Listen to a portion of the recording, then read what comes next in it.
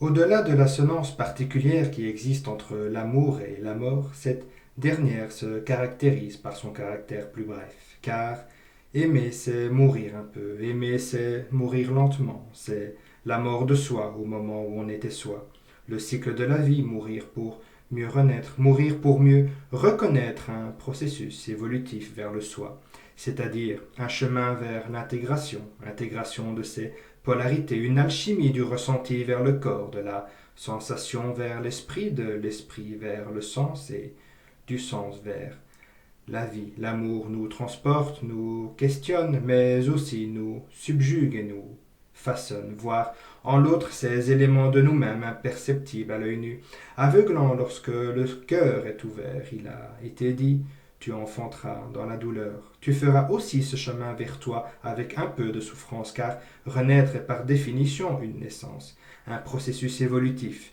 une métamorphose continue et permanente dans le long chemin qu'est la vie. Quoi d'autre que l'amour pour réveiller cette part de beau? Quoi d'autre que l'irrationnel pour aller au-delà des apparences? Quoi d'autre que ce qui transporte pour naviguer contre vents et marées ou avec vents et marées? Se laisser chavirer, aller vers là où on ne sait pas, transcender l'inconnu, bouillonner avec harmonie.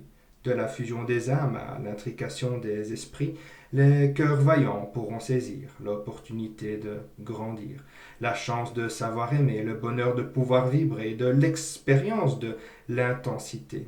La vie pour ce qu'elle est, vibration et émotion. Oui, parfois ça arrache, mais la misère affective aussi. Oui, parfois on s'attache, mais la médiocrité nous attache aussi. Ce n'est pas nous qui nous attachons, c'est notre âme qui s'accroche à ce qu'elle doit être. Façonner le beau et le sublime et y laisser quelques fragments de nous-mêmes, cette part de nous-mêmes devenue charge, car à quoi nous attachons-nous en fin de compte? Aux résidus, à l'obsolète, à l'inutile, comme si le papillon restait attaché à sa chrysalide ou ce qu'il en reste.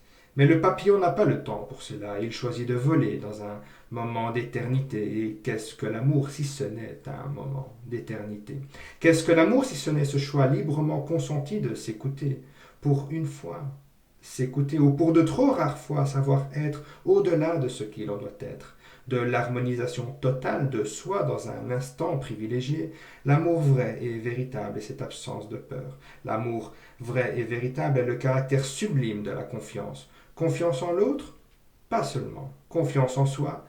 Pas spécifiquement. C'est confiance en la vie et en ses processus. C'est pouvoir accueillir l'abondance avec simplicité.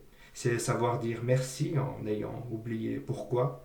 C'est savoir vivre parce qu'au fond de nous-mêmes, au fond de nous-mêmes, on sait pourquoi.